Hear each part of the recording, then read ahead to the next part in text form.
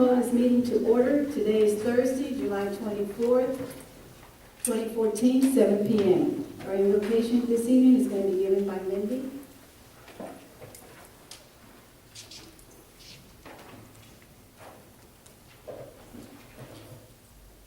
Good evening, Let's bow our heads. Dear Heavenly Father, we would like to thank you for all the many blessings that you have bestowed upon us. We would like to ask that you watch over us, guide us, and be with us every day. Please be with our troops overseas and our sick and loved ones. Thank you, amen. We have established a quorum: Councilwoman Castillo, Councilman Morones, Councilman Nieto, Councilman Guerrero, and Councilman Rodriguez. If everyone would please stand for the Pledge of Allegiance and the Texas Pledge.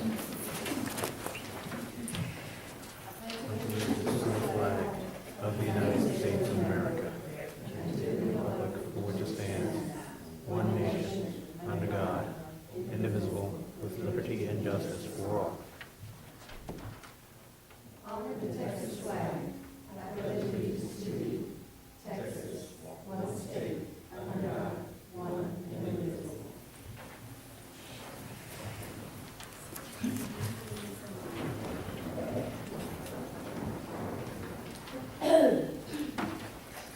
At this time, I'll entertain any citizens' comments.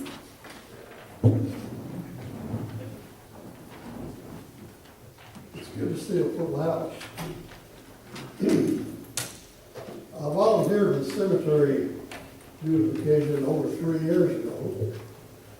And I think this is a good time to get a fresh start with upcoming budget workshops. And it's good to see a full house, all the people here. In the summertime, it's far sometimes. I believe that in the order of importance of just my ideas, I believe developing an irrigation system out there is a high priority. We're fortunate enough to have County Agent Brian Davis available, and he's a professional. He's in the lower part of the courthouse across the street. So we don't have to kind of fly by night. I took a ride with him out there, and he is well versed, and you know, it's all free. And that's the first thing we've had there before. The city cemetery has 18 beautiful oaks out there, 18. And I think we need to get bids from a registered arborist out of San Antonio. And, you know, I know how the budget goes, because I was in business myself over 60 years. And maybe we'll just do talking about to the left, straight in and to the left, or whatever. But as we go into these budget meetings, I think it's a good time to talk about this stuff. You know, the time is perfect for money. And the high dollar deal will be paving the streets. I mean, that's a lot of bucks at one time, just like the trees. And that's another thing we might consider getting a bid on, you know, straight in and to the left. And, but we'll work together in the budget thing. I would like to be able to celebrate next year's Memorial Day and out there at the city park, city cemetery, and I think we can do it. There are other items such as finishing fences and stuff like that. The potholes have been covered over to the left, and that's good. That helps a whole lot because they're really deep. But if you drive in over there, you'll see how it really probably would be much better spend the money to do it right, even if we do the half. So we'll be in those budgets. I'm looking forward to, I'm trying to get somebody to donate 300 flags for Veterans Grave. And I know in this place is our city attorney. He can write me a check and fix a sale for $565.08 with no problem. Where'd he go? I believe that's about it. We got workshops. Huh? And if I did? I'll give you a note of thanks.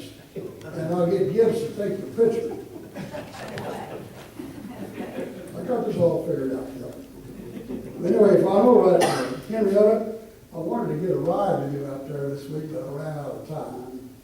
And, but I believe the workshop's in July 29th, 31st, isn't that right? And what time will it be? The meetings are supposed to all start at 7 o'clock. 7? Yes, sir. Okay. And the budget we've adopted by September 11th, city council meeting.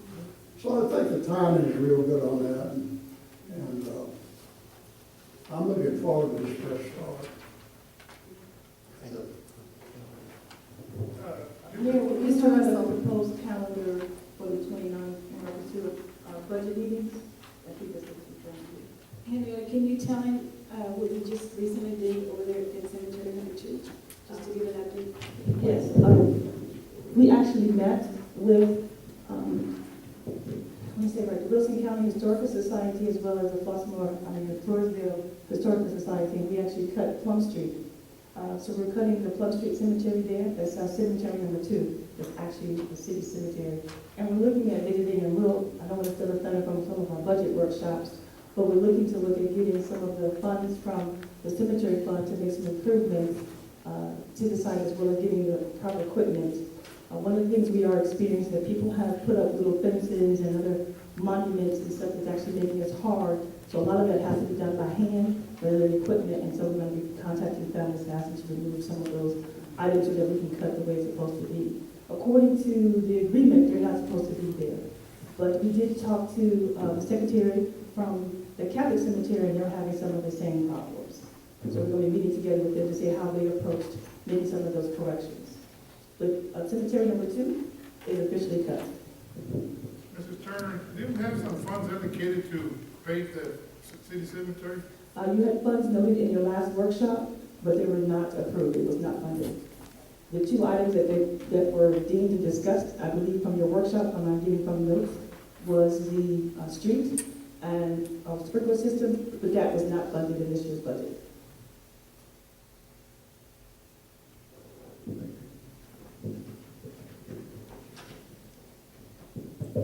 Okay, before I go on, I'd like to introduce a special guest that we have in the audience today. Today we have Mr. Pete Dewarna, who on Monday was awarded 7 awards, medals that he was still pending from when he served in the war. Henry Quare himself and his staff were here on Monday at the American Legion, had a very nice reception for him. Mr. Dewarna, we'd like to congratulate you and thank you.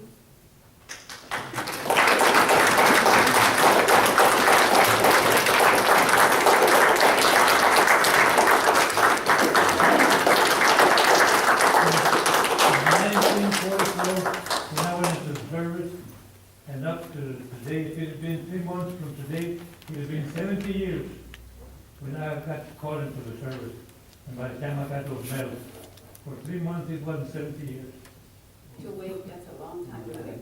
And I finally got Mr. Gonzalez, his brother, he's another one from here. Frank Lopez from Stockdale, he was another one from here. What's important is that is the Presidential Unit Citation of the United States. And also we got another medal, which was the Presidential Unit Citation from the Governor of the Philippines, was a Bronze Star. And besides the other ones, there were 7 medal stars, and that was it. We congratulate you, and we're sorry it took so long. Thank you, Mr. Deva.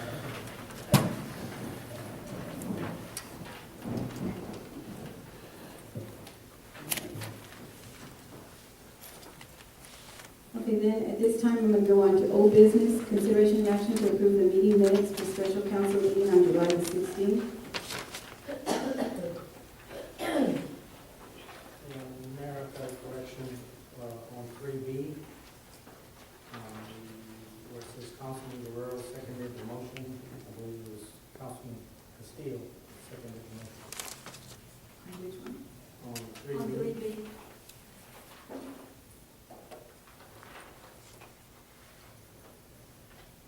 Okay, any other corrections that y'all see?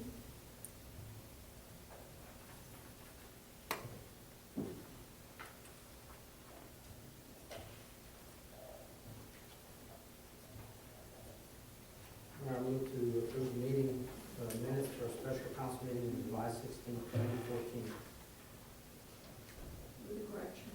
with the correction. I second it. Okay, we have a motion by Councilman Guerrero, second by Councilwoman Castillo. All in favor? All opposed? Abstain. Okay, motion carries 3-2. Okay, then we're going to go on to number 2, presentation and discussion. So we're going to start with financial update, May 2014, for our revenue and expense fund balances and sales tax report from Connie.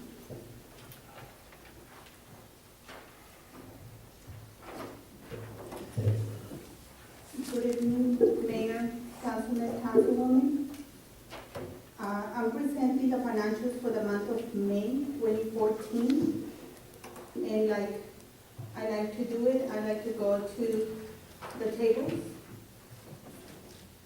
And presenting first will be general fund.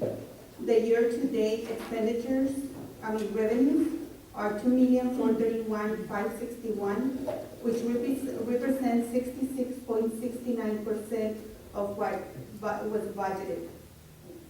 The expenditures were year-to-date $2,221,948, which represents 60.94% of the amount budgeted. That gives us an ending balance from expenditures against revenue of $38,350. For water and sewer, year-to-date revenues are $1,286,310, which is 62.27% of the amount budgeted. On the expenditures is a expenditure total of $975,522, which represent 47.23% of the amount budgeted. For the debt service fund, we have a year-to-date revenue of $432,303, which represents 88.03% of amount budgeted. And for expenditures are $110,773, which represents 22.56% of what was budgeted. At this point, I would like to ask if you have any questions.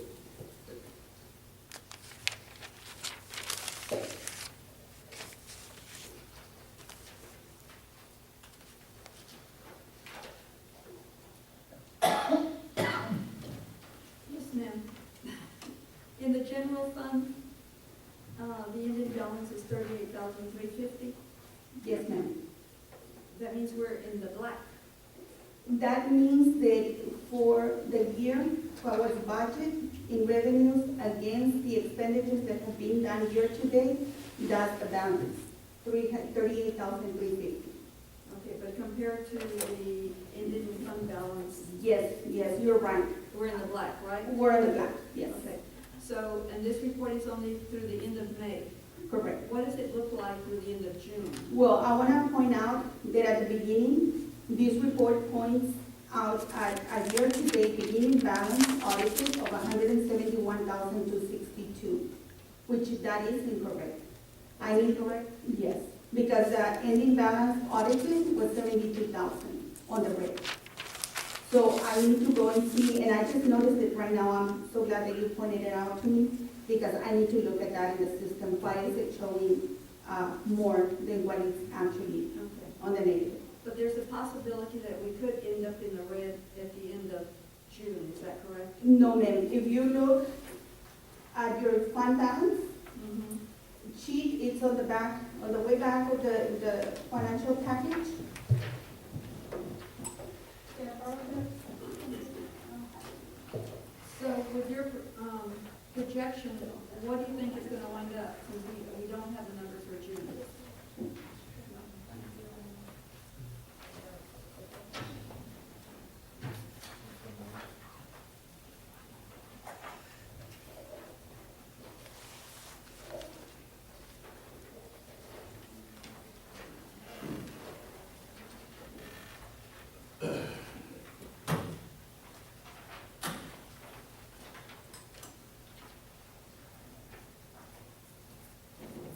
you look at the big sheet that is behind the report, Yes.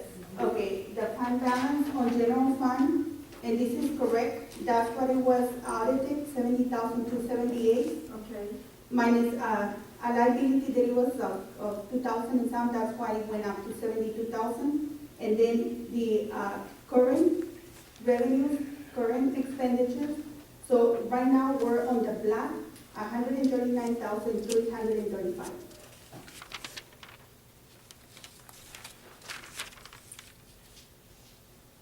So we're not only gonna get out of the red for this year, but we're gonna accumulate a little bit on the fund balance. Okay, so this is through the May 30.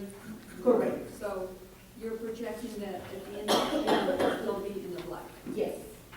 Okay. This isn't including this election coming up, correct, which can possibly set things back a little bit, being that there wasn't enough money allocated or budgeted For it. for a special election as well.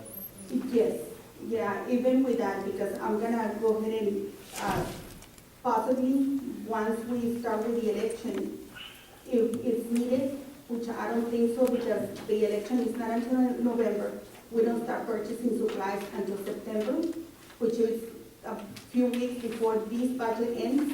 I will probably allocate some funds in there to cover those expenses. The major expenses that are gonna happen for that election is gonna be on next year. Okay. Ms. Connie, I'm, for every major account, there's always a, whether it's a revenue or expenditure, there's always a percent at the end of the report for that account. For example, I just picked on the recreational fee fund. The expenditures, we have a 67.02, and we really should be, I mean, the year completed is 66.67. My question is there any way you can generate a report that'll show just those percentages for the specific account, major accounts, so that we can look at it very quickly and see where we are? Okay, if you can, for right now? No, for future, I mean, is there, Oh, can the absolutely. system generate that? Yes, well, it will not generate it, I will have to generate it. But let me point out that you can always refer back to the reports that I attached to the financial statements, or to the memo, and on each line item, there's I know, but at the end of each major account, at the very end, there's always a total, right, a percentage total. right. Can you generate a report that just has those totals so we can kind of look ahead real fast and see whether we're on track with that or not? Like it There is the system generates a summary report for each major fund. Yeah, just look into it, I mean, Yeah, I will. and I'll sit with you and look at it together if you want me to. Absolutely, yes, Okay. I'll get it for you. Is there any more questions?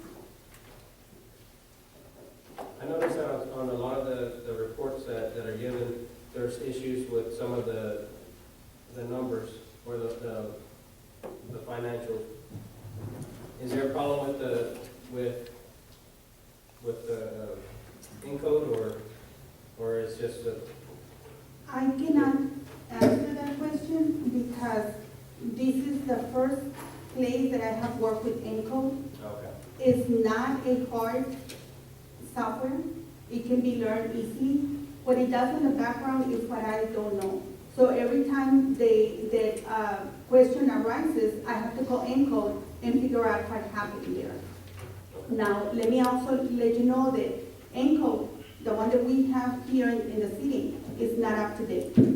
It's a few years back. So that might be the reason why there's a lot of these little problems, because it's not updated. There's information that should be getting from this portion or this other portion that is not because of the updates. Okay. How much does it cost to get it up to date? Okay, and we're looking into that for the next year budget because we're gonna have to update Encode to be able to install cutscene to the municipal court. And we cannot do it without the update. Is there an approximate? I don't know, because I don't know what was the initial cost of the software. And usually an update will run in between 10 to 25% of the cost of the program. Okay. Thank you.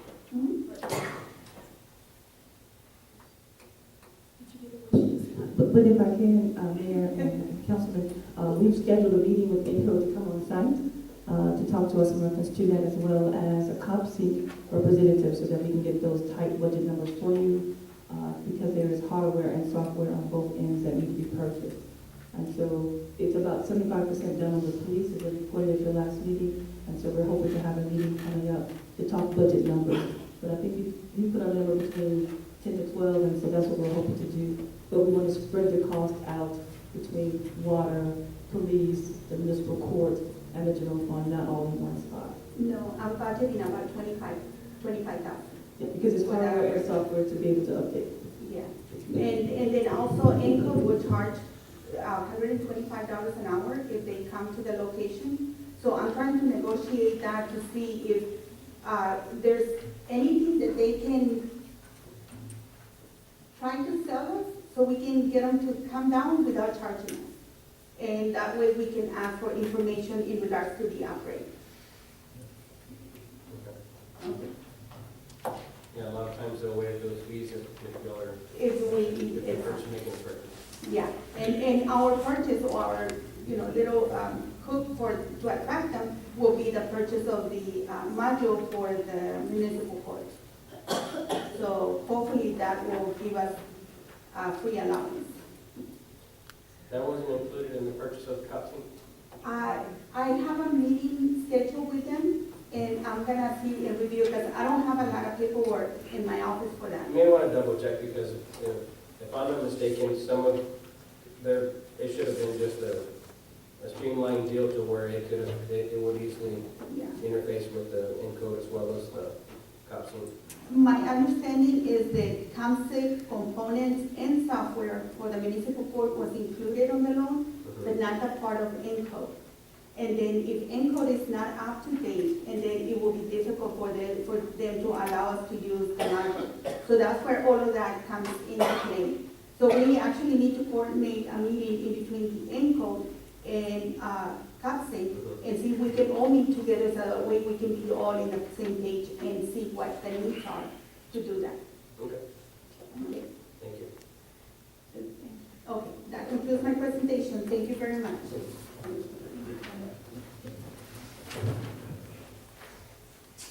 Okay, next we're going to go on to item 2B, which is code compliance. Councilman Rose. I just wanted the co-compliance people to tell me how is it, or what is it that ordinance y'all want to, it's already in place, but how you're going to take care of it, or explain to the people about not parking in front of the yard. Okay. If I could direct the council to an envelope, I believe, in the location. Where we are. And I do have my staff with me. I have, she's here. Our code enforcement officer, just to introduce her, she's here, as well as Penny Riley, she's here as well. And so what we've done so far with our inspectional services, our code enforcement services, is actually right now, it is complaint driven. And our goal would actually be to come and quarter off the community so that we can take a inspect this area and in 4 quadrants, I think we can do maybe even 5, to see that what we're focusing on. And there's about 10 things we really need to focus on, inoperable vehicles, which can play into the front yard parking, as well as weeds and grass and disarray. And so we're just getting started in our big way. But remember, our goal and our objective is compliance. We just need people to comply. As the city is trying to come into compliance, because we actually have some issues of our own, we're trying to have a forward motion. So what we're looking for is compliance in reference to what we need to do, as well as community needs to be able to do that. So we did receive some complaints. I have my brand new complaint form as they're coming on the phone, as they're coming in, as people, residents come in to call to complain about a large number or a number of vehicles being parked on front yards, being parked where they're blocking the intersections and people can't see as they approach the intersection to be able to do that. And so I believe TJ went out, is that correct? Based on the complaint? Went out to go and to actually do a visual on site. Because there was so many different, we didn't want to send the police to give tickets or anything reference to that. And there were so many different people in this particular area that were parking in the front yard, literally by their front door, parking on unimproved surfaces, parking in the grass, those kind of things. We sent out a generic general letter just to say that you're not allowed to do that. Just to let people know that we're trying to come back, we've had complaints and concerns, and so that's what we're trying to do to impress.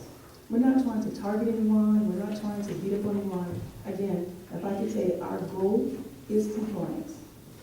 To not let people park in the front yard, to not people park on intersections that are actually blocking, so you have to literally go into the intersection to see around. And we have that on our residential side as well as the commercial side, so that's what we're trying to do. So, answering the question, if you don't mind, I got these pictures here. I want you to explain to me about Park right or wrong on this.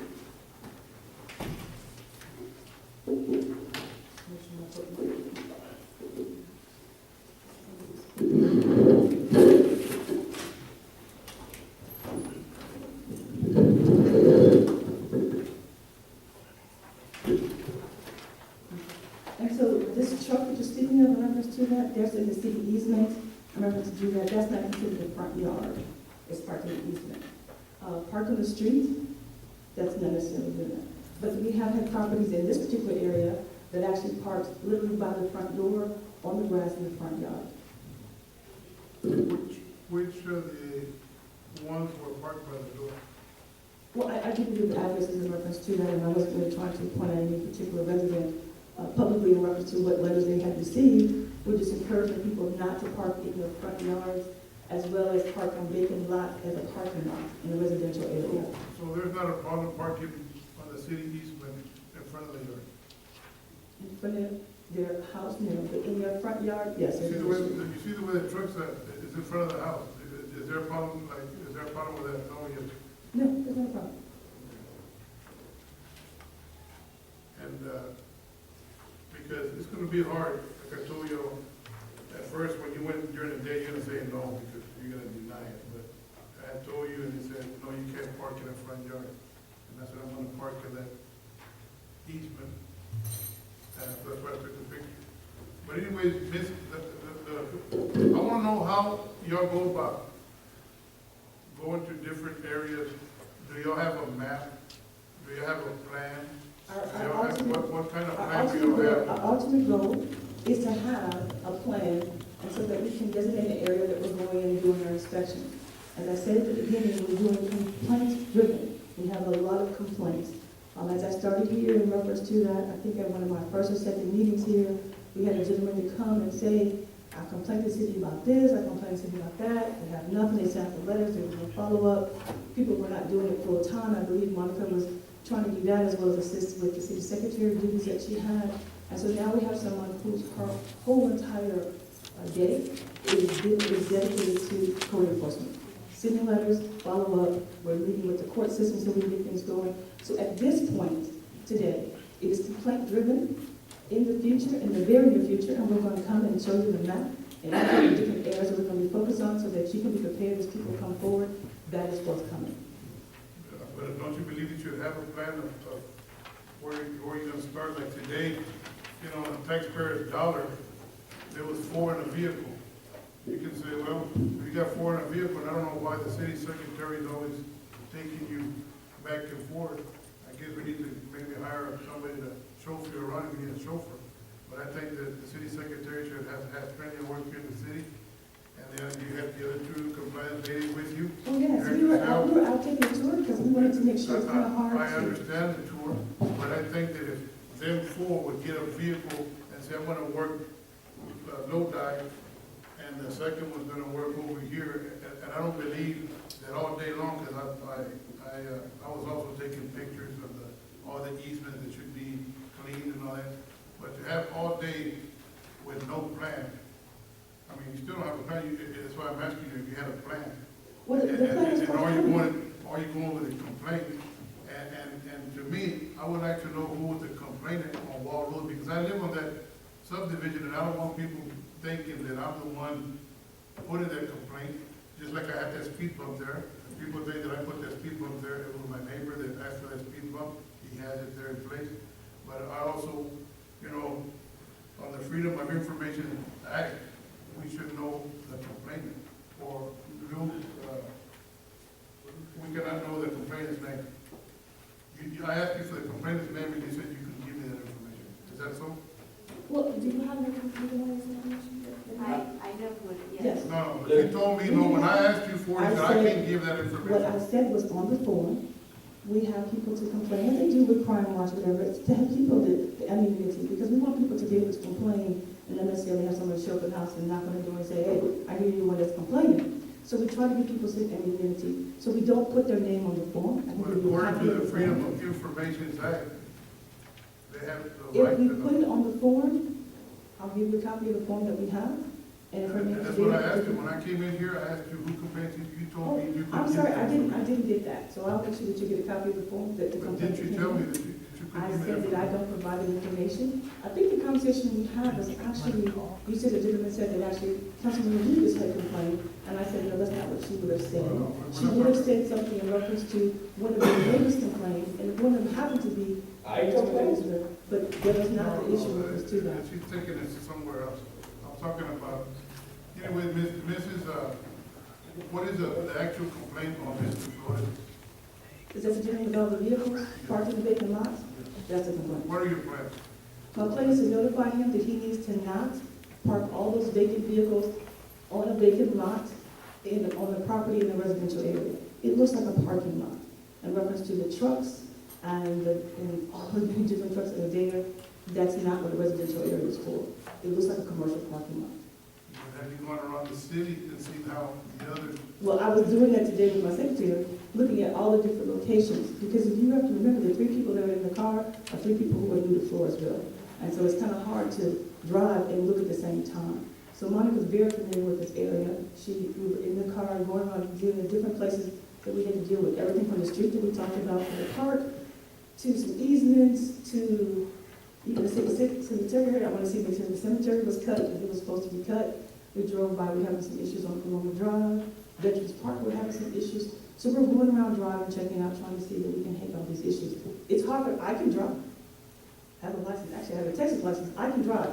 But it's hard for me to drive and look at the same time. And we have 2 new employees. We're trying to show them around as we show different locations. Because if you can imagine, it gets confusing between 1st Street, 2nd Street, 2nd, South 2nd. So we're just trying to get around to show people around. But I think it's very important as well that everyone gets familiar at the same time, because there are some boundaries that are cut off in the middle of the streets in certain places to where they belong to the ETJ rather than to the city. And I think it's very important that everyone gets familiar with, with the city limits as well when stepping into the ETJ as well, especially when you're addressing issues with code compliance. So I think it's a very good thing that. Code compliance as well as annexation, because we have some annexation that we need to be working on, as Cindy's very familiar. Many needed to see where Richardson is, where Richardson is going to be. Those kind of things is hard for us to be able to locate. So that's what we're out doing today, taking a tour, because we wanted to make sure that we had an opportunity to look at before it's meeting tonight. so what do we do with the people that have like own tractors and trailers and we tell them, well, you can't be on the yard? I mean, We what are need they to have them supposed to to do? find someplace appropriate to park. We've had everything from snakes to someone with 14 dogs to someone with 30 goats in their area. We've had a problem with roosters, and I know the mayor's probably more familiar with the orders from roosters than we ever have known. There are a lot of issues that we can't tackle them all at once. So the complaints tend to be what we need to take care of right away. As you know, at the last meeting, they said the police department went up 300-fold for the municipal court. We met with the chief of police, we got back from his vacation, and in order to go ahead of what we want to do, what's important, and he has, actually we have a meeting scheduled for next week to have him to address a way that they recommend that we break up different parts of the city. Progress is what we want. We want to give people an opportunity to clean up. That's why the mayor and I and the council has actually worked very hard to have a curbside pickup and not just a city dump. We have a lot of improvement in our own housekeeping. But we can't wait till we get our act together. We need to try to do this all together. Everybody needs to take care of it. I know that Councilman Castillo had some issues with vacant lots. A lot of people that live here in town don't own those vacant lots. We've notified them, we're working with the county in reference to ownership. So we have a lot of things to do all at the same But time. versus being, nitpicking about parking in front of the yard versus taking care of streets, doing the streets, potholes, picking up brush. We have more time to just, nitpick on. I think we just have Because to address the concerns. I have a whole bunch of pictures here that I want to leave you here Okay? to see that all the easements, why is it that we cut only from that soccer field down to 181? Well, I wanted to make sure that we had staff here to answer those questions in reference to historically, because we want to do what we've done historically, what we were able to do. We have found some easements that the city has not been maintaining, and so if you can give me 1 second, I have Alex here. And Alex is our street supervisor, as you know, he used to be Parks. We have Danny. Danny is our new Parks supervisor, he's been promoted to that position. So Alex can speak to which easements we're covering on. But I think you can answer the question, because I think that you're the one that gives them the orders to do what they have to do, or I don't know how that works. Okay, I'll let him speak to that, because actually that was a rotation that was in place when I got here, so. That rotation I made when I became the parks supervisor. And where the parks department cuts is from Wild Rose to the Fuller property on 97, both sides of the highway.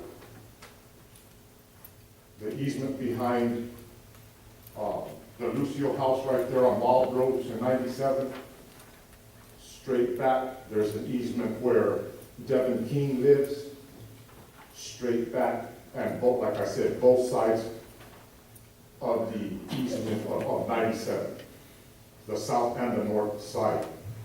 Across from Wild Rose, there's nothing to cut there because there's no grass. But we do cut to Wild Rose. All the way to the. So this. No, ma'am, no, ma'am, not that far. Do you hear this too? 'Cause I talked to Tim from TxDOT, To go up. and he says that TxDOT doesn't cut anymore, that the city has taken over. So to me, it's just like right here at the Veterans Park. I mean, not over here, but the Veterans Hospital is. It looks so ugly when, and I know y'all are short of manpower, it's like I say. That's where I was headed to No, next. yeah, it's short, but from compliance to getting, it's like right now, supposedly, the lawnmower is broken. That's correct. We can buy a $75,000 machine, but we can't buy some lawnmower. I mean, something's wrong. But something's wrong there. I agree. Well, you put in the budget last year, several lawnmowers, but it was not funded in reference to that. And the funds for the, but the funds for the machine that you're speaking came out of street maintenance funds, they can only be used for street maintenance. So that equipment is purchased for the street, after they use for the street and street funding. I understand all that, but if we're not, the first thing that people see when they're passing by is the city of Floresville, 97, 181, they go, wow, and you have to do a good job, on the easements and all that. I'm not here to say you're not doing your job, I'm just saying, why is it not, when people come into the city limits, man, this is nice, Floresville is nice, and I think we should concentrate on 181, 97, 97, West, not because I live toward that way or nothing, but why we're not cutting to the city limit. Like from Chucas there's a lot of high wheat. From what I was told, when the city took on the highway, maintenance of the highways, and when I say maintenance, I'm specifically talking about cutting grass. That was back when Andy Jocelyn was here. That was just mainly 181 though. Exactly, that was just 181.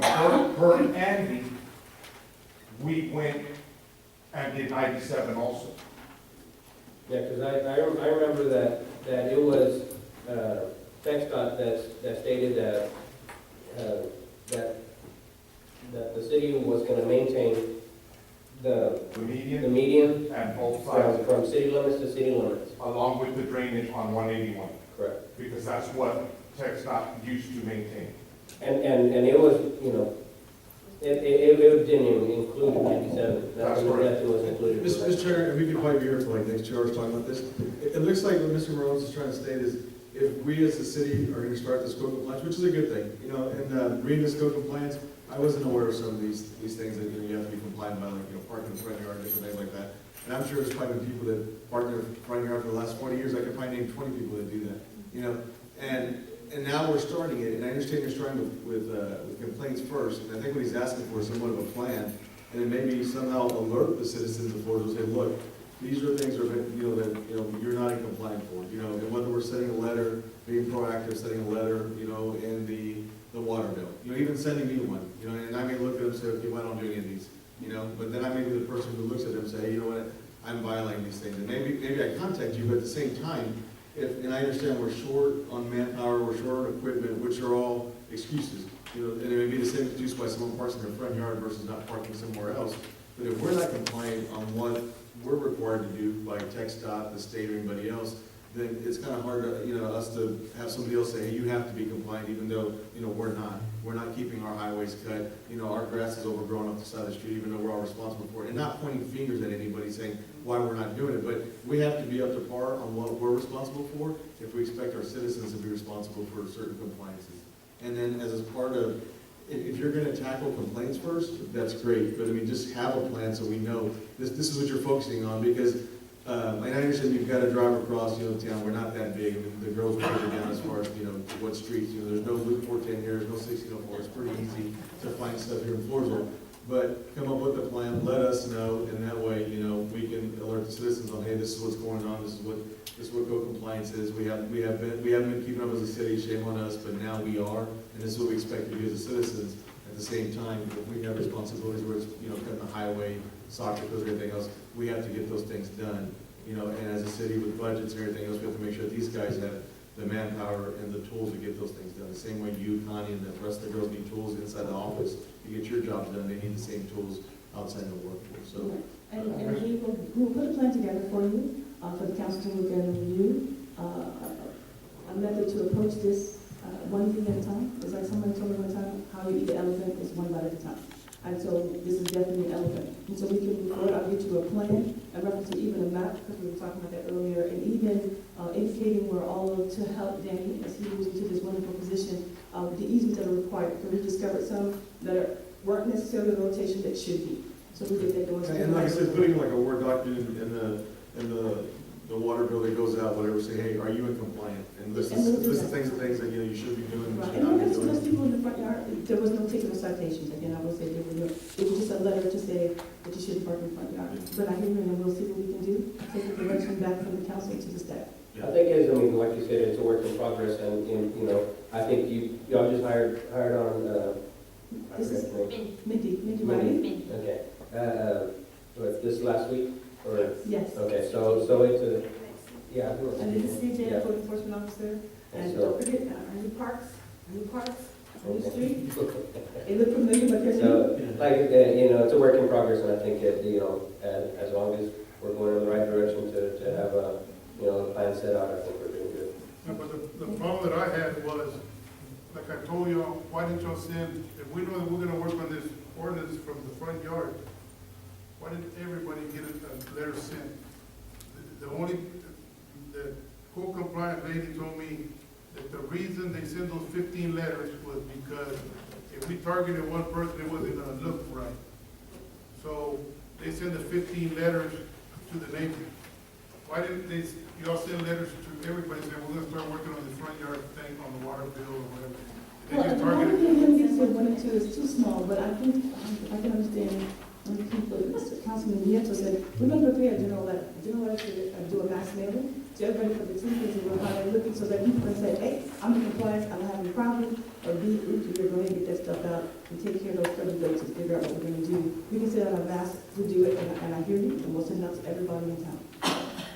And another thing, on the complaint, I'm gonna finish with this thing, but they gave Mrs. Flores a high weed, what do you call it, a warning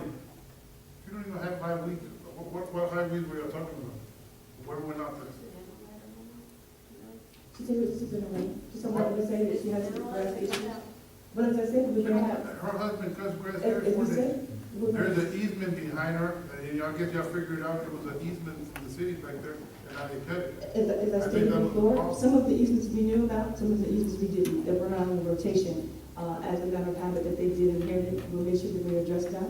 But again, there were no citations in reference to issue that. But there will be a general letter that we'll compose, as well as a map of the planning of, here we come, code enforcement is here. So, if there's a handicapped person, and she's walking with a walker right now, and she just wants to get closer to her door, are we discriminating against the handicapped, or we can't do that? No, I'm not discriminating against a handicap in reference to do that. I mean, if they want to do a pavement in reference to that, to have a connection for an approved service, we can do that. I mean, that is allowed. in reference If to- she's here in the audience, that's why I'm bringing it up. I don't know, Mary, you had anything to say, or you just want Yes, to I wait? do. You want to wait? Wait.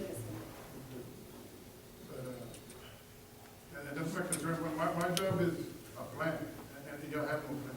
I'll bring you a plan. Thank you. Mrs. Turner, may I ask you a question? I got a call from a citizen late this afternoon because she heard about the code compliance. She didn't get a letter yet, but she was worried about her older model.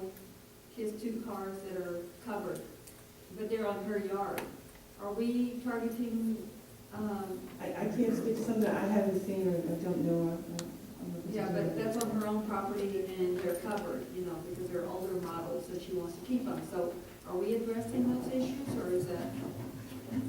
It is considered a number vehicle, if it's an antique, I really can't speak to something I haven't seen. So you don't give me the address, we can go by and look and see. But I really can't say I haven't seen. I mean, no one's complained about it. She's got them covered, so, Okay. All right, but I mean, I haven't heard anything else. thank you. I like to have that complaint letter from whoever has it, to pick it up in the morning, or you have it. We put it in your box, no problem. And, that's fine. Thank you. Ms. Willis, did you want to say something? You can stand there if you want to. Okay, I just wanted to say that I've been living there for 40 years.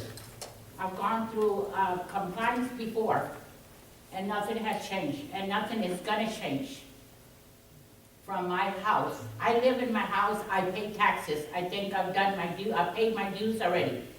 So, those cars that are parked in front are not harming anybody, they're not in the way of anybody, because nobody has ever complained. I don't complain about neighbors. I mind my own business. The only people that I have complained about is drivers that pass by there so fast and their kids playing.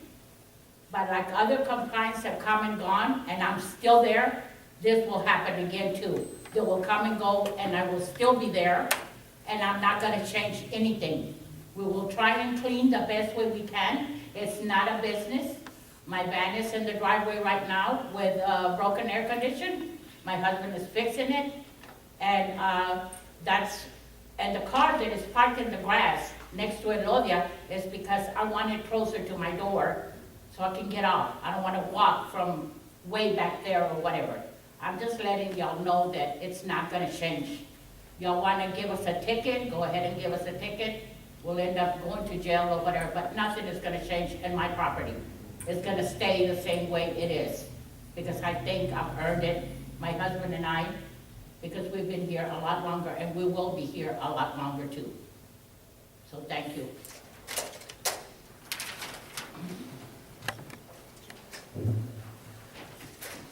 Now we're going to go to item 2C, discussion of employee promotions/salaries. Mayor, at your location, there's a, here, it's highlighted 2C. And what it lists is for 2014, you have the retirees that happened in 2013-2014. It lists by position, not necessarily anybody's name associated with that, because we're in open session. We have eligible retirees. We have 2 of them who are eligible, and 3 that have 20 years service. We have not been indicated in writing by anyone to say that they want to retire in this next budget year, but just bring it to your attention. The promotions, as I spoke to earlier, the park supervisor was promoted to supervisor, and with that became with his salary change. his or her salary change. From the water department laborer to park supervisor, there was a promotion that happened in 2013, 2014. That salary was adjusted, and the city clerk to the city secretary, that happened in the year 2013, 2014, promotion of staff. Merit increases per your direction based on the city council evaluation. There was a merit raise. The police department police officer by collective bargaining, as you can see, is required. A water department person had an increase due to added duties. Wastewater had one due to getting a D license. We had someone who received a D license. And there's another water person who had increased duties in reference to training as well as reading some of the resolutions. The second page talks about new hires. As you can see, we hired a city manager in 2013, every year. December, we hired water operator, clerks, parks laborer, street laborers, and there was an officer that was hired during the month of December in 2013, 2014, a water operator, a comptroller in April of 2014, co-compliance officer in 2014, a wastewater operator at our plant. He has a D license. And a wastewater operator who also has a D license and a community development director in July. Councilman, does that answer your questions on reference to what you're looking for, promotions and things? This one's just simple and fast here, because the thing is that the people that come in, there's been 3 or 4 that I know have gotten $5 raises. And I understand that when they get a promotion, they can get $5. But how about the other employee that has making $10 and working harder, and then they come and they say,